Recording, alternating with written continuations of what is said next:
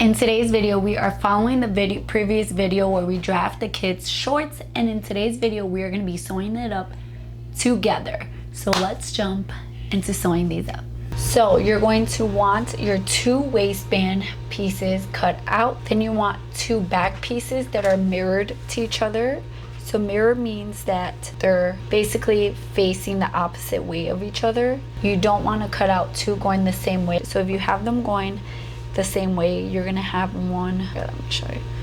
You'll have one right side out and one going the wrong side. So make sure they're mirrored, and then 2 of your front pieces mirrored as well. Then if you're doing the ruffles, you want to cut out 2 of your front ruffles and 2 of your back ruffles. You're also going to want your elastic. I'm going to be using 3/4 of an inch elastic for the waistband. We're going to start off by taking our waistband pieces and we're going to fold them in half, wrong sides together. So your wrong side is the not so pretty side, so we're going to be folding it in half and then pressing it. So you want to do this for both of your waistband pieces. Once you have pressed your waistband pieces, you want to open them up, and that's just going to create a little memory crease that's going to make it easier later. So you're going to open them up, you're going to face them right sides together, so the 2 pretty sides facing each other. And if your pattern is directional, make sure you're paying attention to which way your design is going. And then you're going to line them up on the short raw edge and pin or clip that. You want to repeat that on the other side as well. Now, I am a person that loves to prep as much as I can beforehand and then sew as much as I can all at one time. So we're going to put that to the side for a second. We're going to grab one of our back pattern pieces and one of our front pattern pieces, making sure that they're facing right sides together. So you gotta look at your pieces and see which ones are facing the same direction. Then you're going to line them up along the straight edge and you're going to pin or clip all the way across. Then we're going to line up this very short edge down here at the bottom of our crotch, and we're going to pin or clip that as well. You want to repeat this same thing for your other front and back pattern pieces. Now we're going to grab our 2 front ruffles and our back ruffles. We're going to do just like we did for the front. So get your 2 ruffle pieces, back ruffle pieces, lay them right sides up. Then you want to get your 2 front pieces and we're going to line them up with the corresponding back piece that's facing the same way. And then you're going to pin or clip along the short raw edges. So now we should have our front and back ruffle pieces pinned together. We have 2 sets of those. We should have 2 sets of our front and back pieces pinned or clipped at the 2 vertical straight edges. And then we should also have our waistband pinned or clipped at the 2 short raw vertical edges. Now we're going to take this all over to our sewing machine and we're going to sew where we pinned or clipped at a 3/8 seam allowance. So we're going to start off by sewing our waistband at a 3/8 seam allowance, making sure to backstitch at the beginning and end along the short 2 raw edges.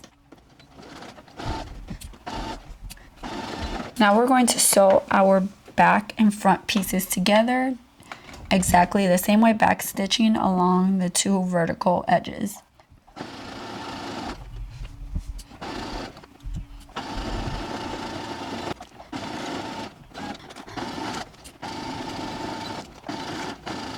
Next, we're going to get our ruffle piece. So remember that one side of your ruffle piece has a straight edge and the other side is kind of slanted. Longer part of the slant, that's the bottom, and then this is the top. We're going to take this over to our sewing machine and we're going to sew 2 basting stitches along the top edge. Okay, so we're going to make sure to do the basting stitches at the top of our ruffle. Bring up your bobbin thread and then bring up your stitch width to the highest your machine will go and your tension up to about an 8. And then we're gonna sew 1/4 inch from the top edge of our fabric. We're not back stitching.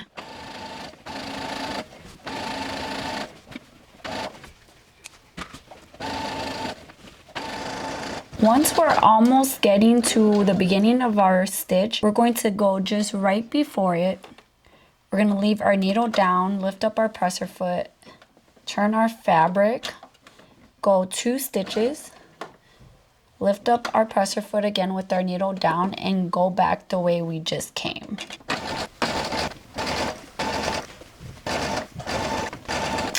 Once we're at the end, we're going to lift up our needle, pull our threads, and then cut a long tail.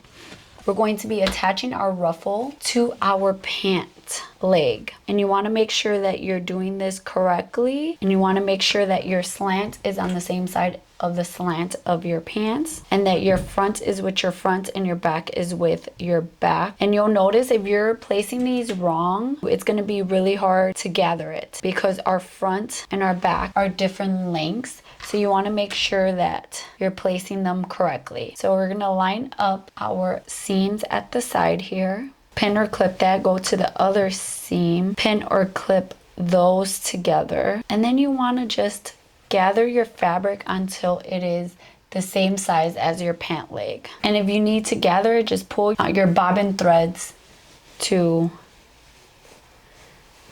gather it to fit. And once it fits, you can move your gathers to just even them out a bit more. Just play around with them until they look a little more even. And then just pin or clip all the way around. Once you have pinned or clipped that, you want to take this to your sewing machine and sew all the way around at a 3/8 seam allowance. Once you have attached those, you want to just take a seam ripper and rip out your basting stitches.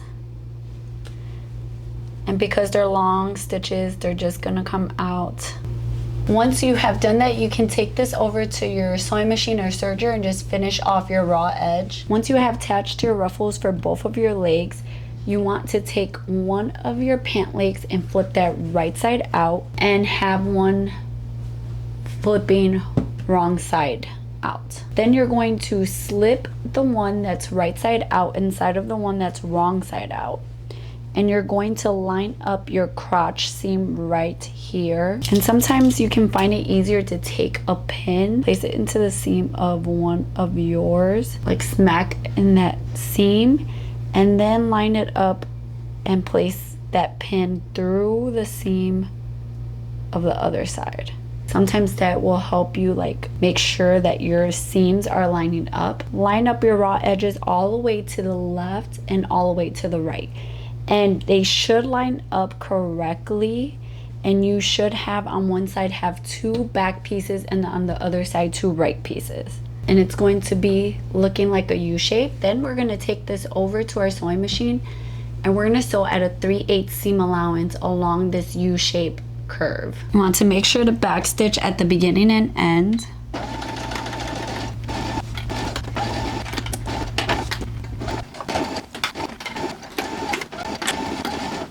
Once you have sewn that seam together, you want to finish your raw edge, and then we're going to flip it right side out. Now we're going to take our waistband piece and quarter it. We already have 2 quarter points right here at the side seams. So we're going to line those up, and then we're going to go all the way to one side. And you can pin or clip. What I like to do is just cut a little notch with my scissors. And then we're going to go all the way to the other side as well. Cut another notch, and now we have 4 points. Now we're going to take our waistband, face it right sides together. We're going to line up those side seams with the side seams of our shorts. And we're going to pin or clip that. Then we're going to line up those remaining quarter points with the remaining 2 seams on our pants, and you want to make sure you're always paying attention to which way your seam is going. I'm going to pin or clip that, and then you're just going to pin or clip all the way around, lining up those raw edges. And your waistband should be the exact same size as the top of your pants. You shouldn't have to ease anything. They should just fit perfectly. Now we're going to take this over to our sewing machine, and we're going to sew at a 3/8 seam allowance all the way around, leaving about a 1.5 inch gap. So if you want, you can take a marking tool and mark where you want to leave that gap. If that's easier for you to remember, start here, back stitch, so all the way around, come back to this other point and back stitch. Once you have done that, you want to get your elastic and get your preferred method of threading your elastic through, whether that's a safety pin, a bodkin, whatever it is. I like to mark on my elastic with a marker just so that I know that this is the same side. So then you're just going to stick your elastic through your waistband, making sure that it doesn't twist, and you're going to feed that all the way around.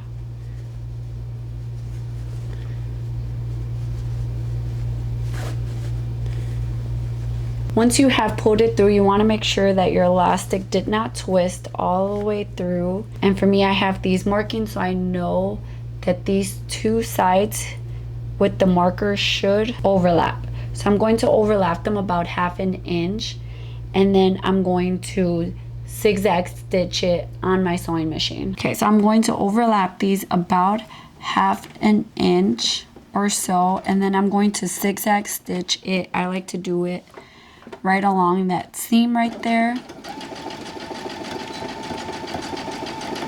and I back stitch, and then I'll cut my threads.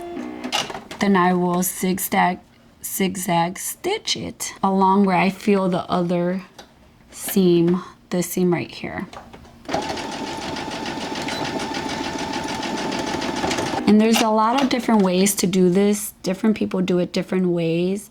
It is completely up to you how you would like to do this. Okay, once you have zigzag stitched it, you want to just pull your elastic through. So just work it until all that elastic is inside of your pants. I would say if you can have your kiddos try it on at this point before you close it, I would have them try it on just so that you know if it's going to fit them or not. Then you just want to take this over to your sewing machine, and wherever you left that gap, you're going to want to just close it up. And once you have closed up that gap, you can just finish your raw edge. And once you have done that, you're all done with your cute shorts.